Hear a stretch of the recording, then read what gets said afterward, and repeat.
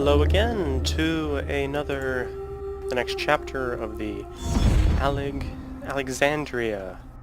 Sorry, my little tongue-tied today. Assassin's Creed Origins, Alexandria, Death. So we will be continuing with Alexandria. We finished with Greek pharaohs the other time, and we will be going cell by cell. So that way you can learn and enjoy, because it's very, very fun. Ancient skyscrapers, that's interesting.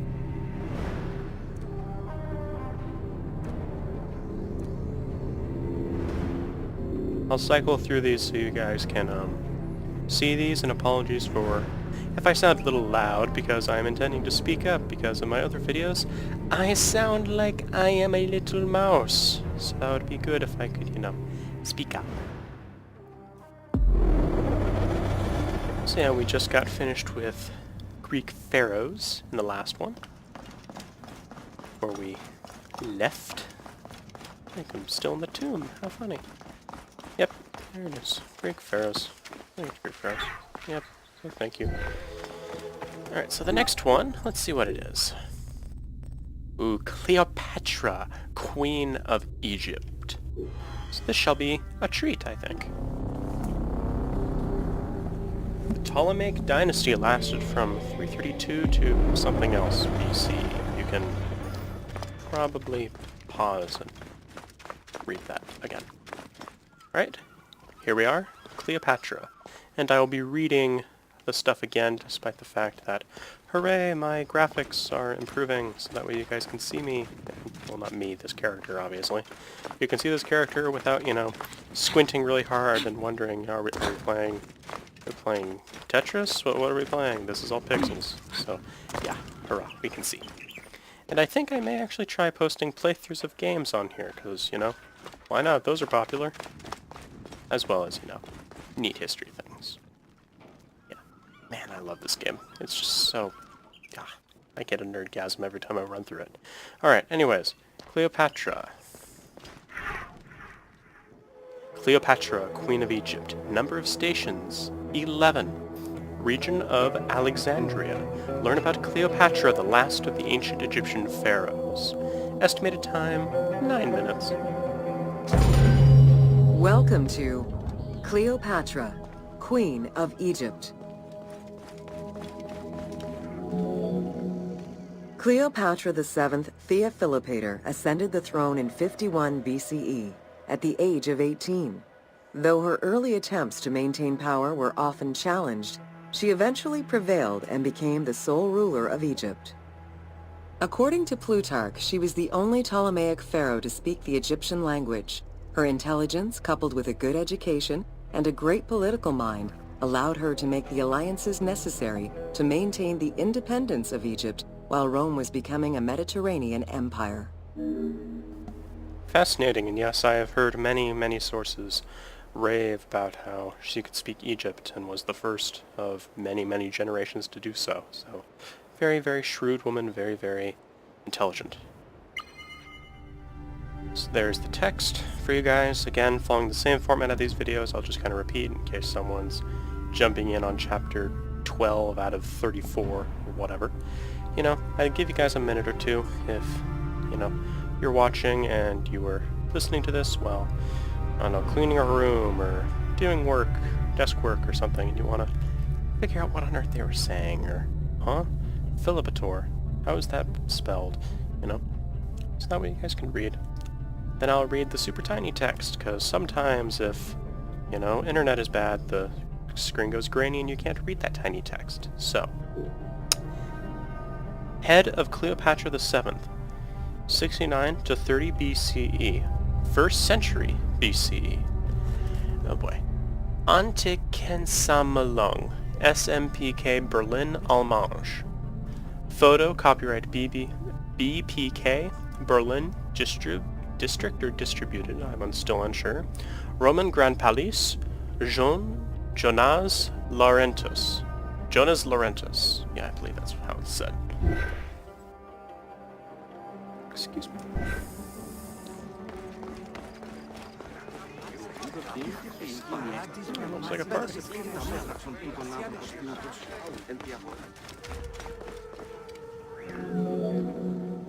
It is important to understand that Cleopatra's knowledge of Egyptian language and keen understanding of the culture allowed her to make powerful ideological reference that resonated with ancient Egyptians. By associating herself with the goddess Isis, the divine mother, great of magic, and repository of divine essence, Cleopatra firmly established herself as the protector of the two lands and legitimized her place on the throne.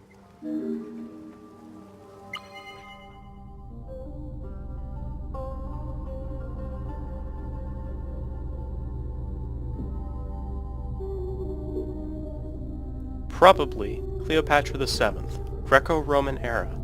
Photo, copyright Roman Grand Palais, Musée du Louvre, Stéphane Marchal, or Marchal.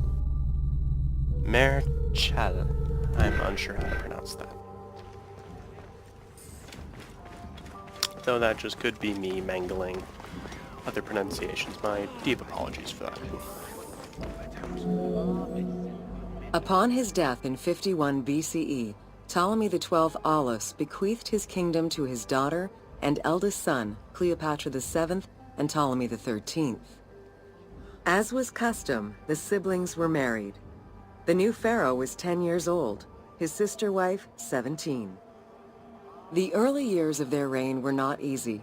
Between 50 and 48 BCE, droughts and floods aggravated Egypt's problems. General Achilles and the royal advisor Pothinos kept intervening in the young ruler's political decisions, and eventually colluded to turn Ptolemy XIII against Cleopatra. By 48 BCE, Cleopatra was in exile.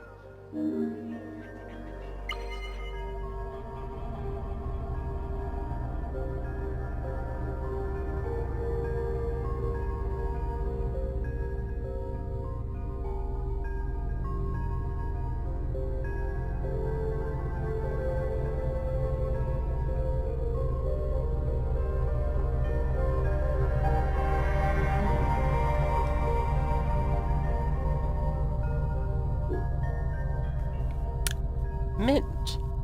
Tetradrachum of Ptolemy XIII, Ptolemaic era. National Museum of Antiquities, Leiden, or Leyden. I am unsure how to pronounce that. I'll have to look into that. Very interesting city name, though. I've not heard of that.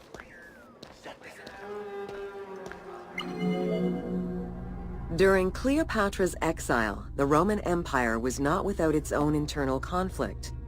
Caesar and Pompey were at war with one another, and after his defeat in 48 BCE, Pompey fled to Alexandria in the hope of finding refuge. This turned out to be an unwise decision. Listening to his advisors, Ptolemy XIII elected to have Pompey assassinated, his head kept as a gift, in the hopes of acquiring Caesar's favor. This gambit backfired. Instead of earning approval, the murder of a Roman greatly angered Caesar. Pompey, Roman Empire era. Photo, copyright Roman Grand Palais, Musée du Louvre, Stéphane Marchal. Unsure how to pronounce that. Oh, and we can see what I assume is supposed to be Pompey dying because of Ptolemy the 13th. That's not morbid at all. It's breezing past that.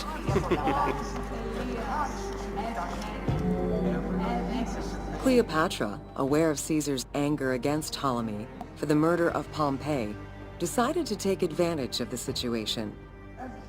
She returned to Egypt in secret, hoping to establish an alliance with one of the most powerful men of the time.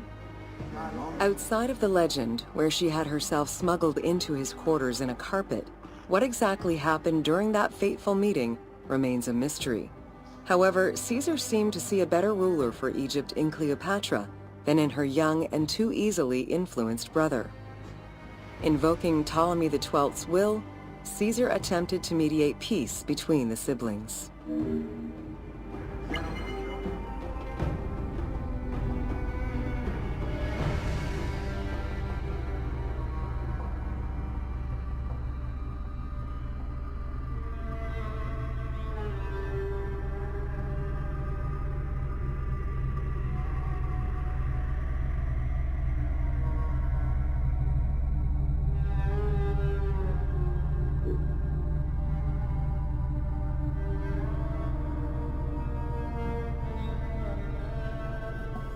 Caesar returns Cleopatra to the Egyptian throne. 18th century. Musée des Beaux-Arts, Lyon. Photo copyright Roman Grand Palais, Jean-Pierre Lagouesky, I think. And I think it's fair to say that the woman in blue in the center is intended to be Cleopatra, despite the fact, even the Greeks wouldn't have been that pasty. So, a thing to note, we shouldn't take this as, historical gospel due to, it being in, I believe, the Renaissance and later, no, it's obviously not the Renaissance, what am I saying? Later eras, 18th century. Oh, there she is.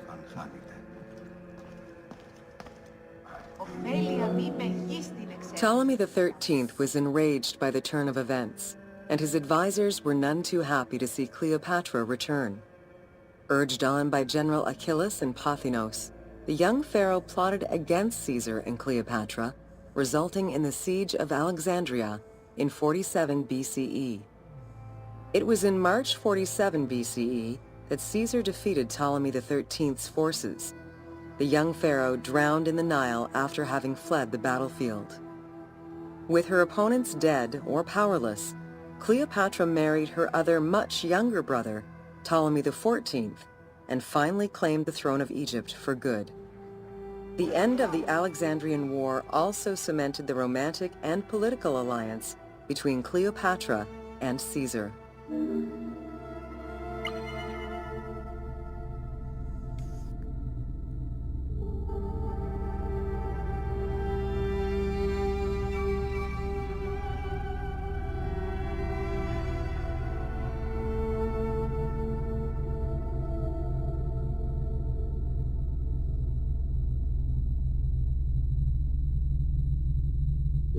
Coin. Ruler. Cleopatra the Great. Reign of Cleopatra. Photo copyright the British Museum, London. District, or distributed by, Roman Grand Palais, the trustees of the British Museum. And we see here what looks like a falcon with a serpent, or a turtle, or some sort of animal in its talons, with what appears to be Greek on one side, and it looks like it's also standing up on a torch, or perhaps a sword. While, on the other side, we see an imprint of Cleopatra.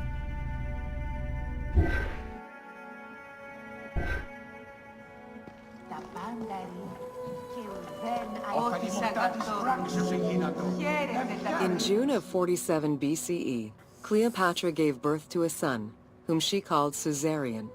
Caesar did not accept the boy as his heir, choosing instead his nephew Octavian. Nonetheless, on his return to Rome, Caesar invited the queen and her brother husband to stay in the city. Her presence still drew much disapproval from the Senate. Always a strategist, Caesar left 4 legions in Egypt, and a man he trusted to direct Egyptian affairs, giving him control of the wheat supplies essential to Rome. Cleopatra and her entourage remained in Rome until March 44 BCE, when Caesar was murdered.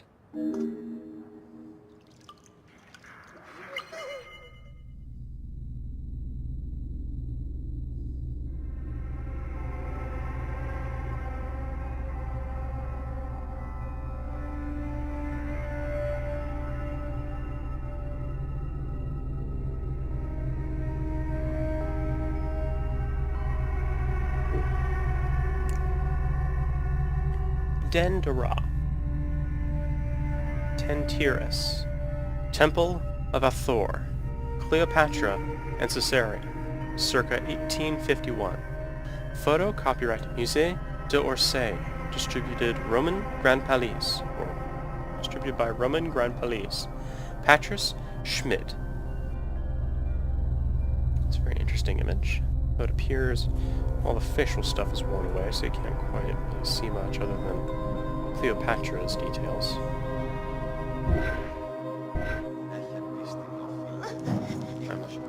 not a torso. It's okay, it's just a toy.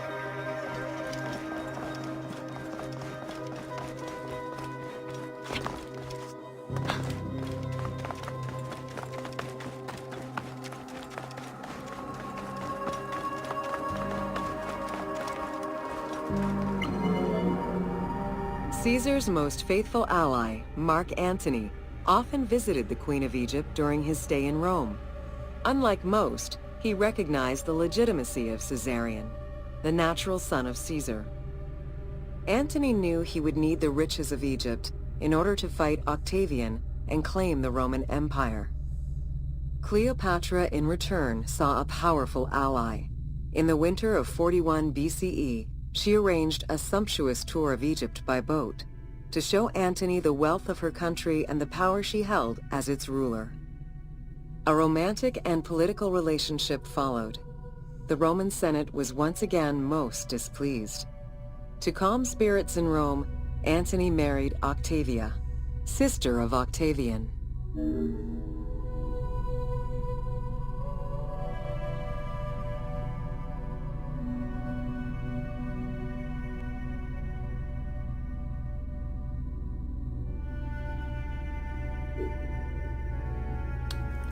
Mark Antony at Cleopatra's feast, modern era.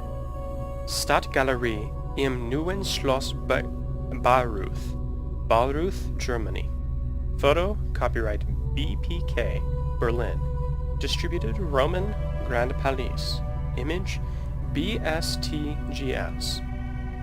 And again, I'd like to note, you can see Cleopatra centered in blue, looking pale as the undriven snow, which, yeah, not really accurate, but what can you do? Europeans at that time thought, oh, it's a great ruler, must be white, which is just the sad reality.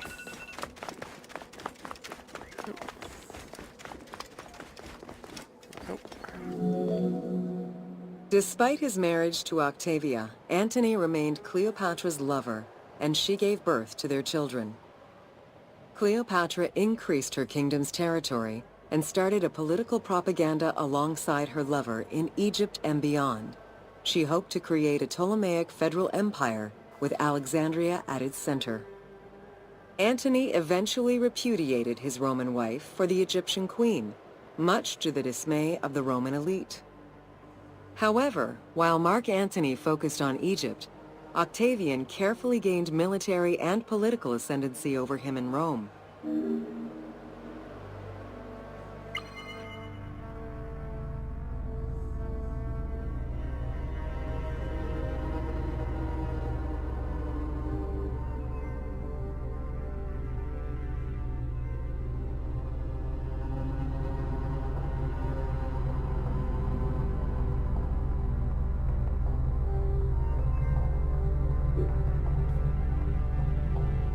Tetradrachm.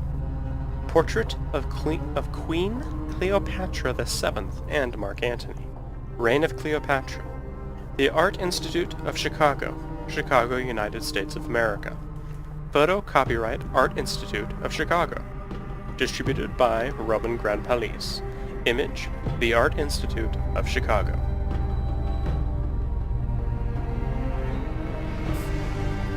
Looks like Mark Antony, who I assume is to the right, given the Roman-styled haircut and lack of real ornamentation, crown, pearls, all that kind of stuff. It looks like he smelled something rather unfortunate. I don't know, maybe he was smelling raw metals at the coinage place when they were minting it. I don't know.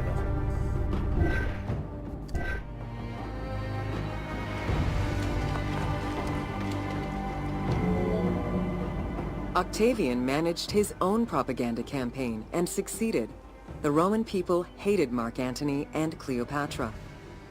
To avoid the censure still inherent in attacking a fellow Roman, Octavian simply declared war against Egypt. Rome's power still reigned supreme. The powerful Egyptian fleet, led by Cleopatra as well as Mark Antony's forces, were defeated in 31 BCE in Actium. Octavian arrived in Egypt in 30 BCE to formalize his victory.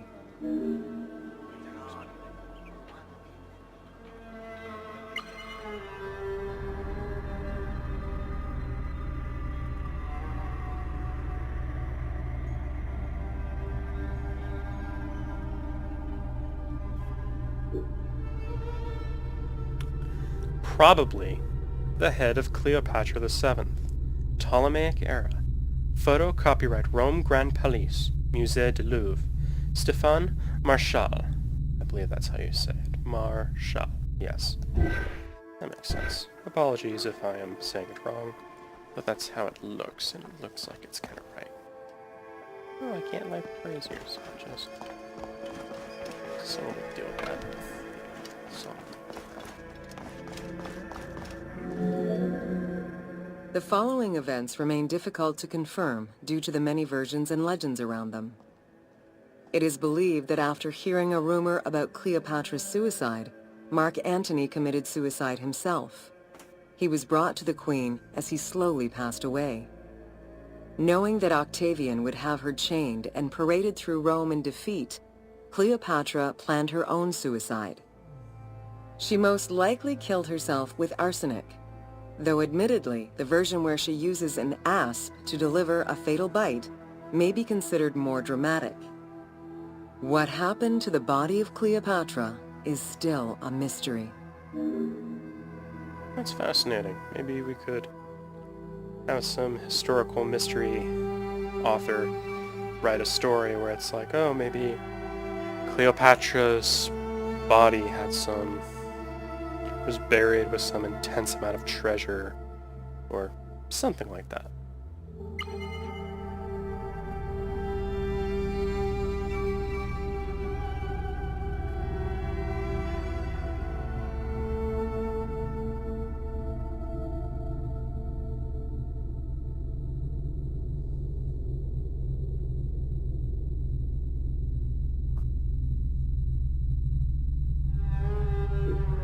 Death of Cleopatra by Louis-Marie Bader. 19th century. Photo copyright MBA, Rennes. Distributed by Roman Grand Palais, Jean-Manuel Stalinic, or Saling. I'm unsure how to pronounce that. My apologies for butchering that. So yes, that is the end of this installation. This is the second chapter of Alexandria, Cleopatra, Queen of Egypt. We will next be doing the Siege of Alexandria, which should be a bit longer, obviously double. So that'll be a very interesting one. So until then, this is Austin. Have, a good day, ladies and gentlemen, and thank you for listening.